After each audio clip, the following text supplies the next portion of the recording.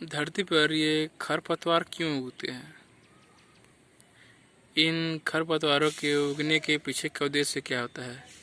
आप देखेंगे जैसे यहाँ पर ये गाजर घास जिसे पार्थेनियम भी कहते हैं, कहीं धरती पर ये उगता है, कहीं घास उगती है। आप देखेंगे कि ये जंगली पौधे उगे हुए हैं। तो इन सब के पीछे का कारण क्या है?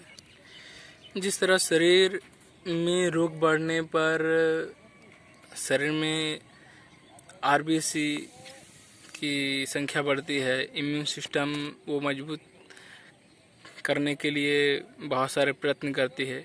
ठीक उसी प्रकार धरती में, मिट्टी में जब जिस तत्व की कमी होती है उसकी पूर्ति के लिए वहाँ पर उस तरह के खरपतवार उगते हैं और धरती, मिट्टी अपनी मल्चिंग खुद करती है। मिट्टी के पास अपना पहनने का सिर्फ हरे रंग का कपड़ा है।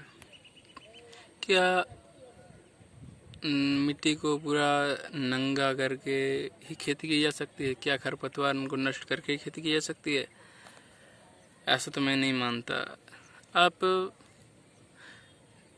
मिट्टी को खरपतवार से ढकने से पहले ही अगर आप इसे अलग रंग से अगर के कपड़े से अगर ढक देते हैं तो आप देखेंगे कि खेती में आपको अच्छा फ़ायदा मिलेगा। जैसे कि यहाँ पास पराली हो सकती है, गेहूं का जो कंडा होता है वो हो सकता है, प्लास्टिक की मल्चिंग हो सकती है, खरपतवार जो सूखे हुए हैं उनसे हो सकता है, गन्ने के जो छटान हैं उनका भी मल्चिंग में इस्तेमाल हो सकता है। तो मेरा कहने का संपूर्ण सार यही है कि आप मिट्टी को जो इच्छा है, जैसे वो अपने आप को ढाल रही है उस तरह उसे ढलने दीजिए। आप उसके अनुरूप खेती कीजिए, उसके विरुद्ध जाकर मत कीजिए।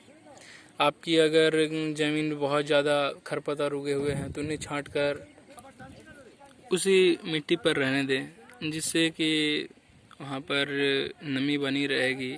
और आप अगर आपको लगता है कि ये घास आपकी जो भूमि में आपने फर्टिलाइज़र डाला है ये घास आपके फर्टिलाइज़र को ग्रहण कर लेगी, तो ऐसा कुछ नहीं है। इनके पास ना फल होते हैं ना फूल होते हैं।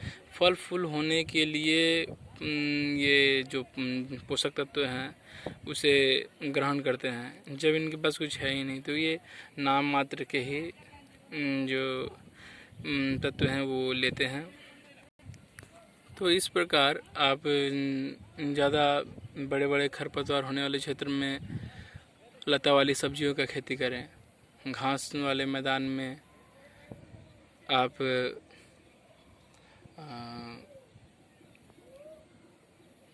ज्वार, बाजरा, मक्का इन सब की खेती करें। जहाँ पार्थेनियम हो रहा है वहाँ आप गेहूँ ले लें। तो हमें मिट्टी का टेस्ट करवाने की ज़रूरत नहीं है। मिट्टी अपने आप खुद बताती है कि उसमें किस चीज़ की मात्रा ज़्यादा है और किस चीज़ की मात्रा कम। किस चीज़ की मात्रा अगर कम है तो वहाँ पर घासें पीली पड़ जाएंगी। अगर वहाँ पर नाइट्रोजन की मात्रा ज़्यादा है तो वहाँ पर पार्थेनियम उगेगा। अगर वहाँ पर हर तरह के तत्व मौजूद हैं तो वहाँ पर बड़ी बड़ी झाड़ियाँ उगेंगी। तो इस प्रकार से आपको प्रकृति के साथ लेके चलना है। तो मल्चिंग का उद्देश्य क्या होता है? मल्चिंग का उद्देश्य है ह्यूमस बढ़ाना, मिट्टी में हवा का संचार बढ़ाना, माइक्रोब्स की संख्या जो है उसे बढ़ाना। ये जो माइक्रोब्स की संख्या बढ़ती है तो हमें निराई गुड़ाई की ज़रूरत नहीं पड़ती है। ये मल्चिंग करने से आप देखेंगे कि वो 24 घंटे इन माइक्रोब्स के द्वारा ही निराई गुड़ाई हो जाती है। मल्चिंग करने से आपकी जो सिंचाई है, जहाँ 5 बार करनी पड़ती वहाँ पर 1 या 2 बार ही करनी पड़ेंगी। अगर आप उसमें ऑर्गेनिक जो कंपोस्ट हैं उन्हें डालकर आप मल्चिंग करते हैं पराली या फिर गेहूं के कंडों से, तो उससे आपके उसमें जो ऑर्गेनिक कार्बन है उनकी मात्रा बढ़ती है। और साथ ही मल्च लगने से ना मिट्टी पर जब वर्षा होती है तो मिट्टी को बैठने नहीं देती, मिट्टी उसी तरह भुरभुरी बनी रहती है। और मिट्टी को भुरभुरी बनाए रखने के लिए आप उससे बेड नुमा भी बना सकते हैं। अगर आप बेड नुमा बनाते हैं तो आपको बेड के बनने से मिट्टी आपस में जुड़ नहीं पाती है, उनके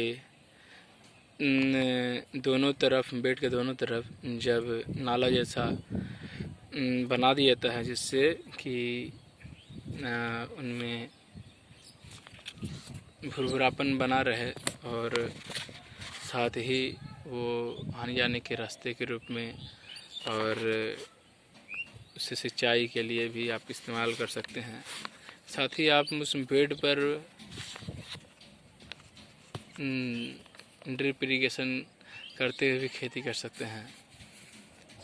बेड बनाने के बहुत फ़ायदे हैं। अगर आप एक बार बेड बनाते हैं और उसे ऑर्गेनिक मल्च करते हैं या फिर प्लास्टिक मल्च भी, तो आपको दोबारा जुताई करने की आवश्यकता नहीं पड़ेगी। हाँ, बस उसमें आपको गोबर खाद या वर्मी कंपोस्ट की मात्रा का ध्यान रखना पड़ेगा। मल्चिंग से मिट्टी का कटान, बहाव ये सब रुक जाती है। आप हर तरह से फ़ायदे में रहते हैं। इसमें खर्च सिर्फ शुरू में होता है, उसके बाद आपकी खर्च और पैदावार में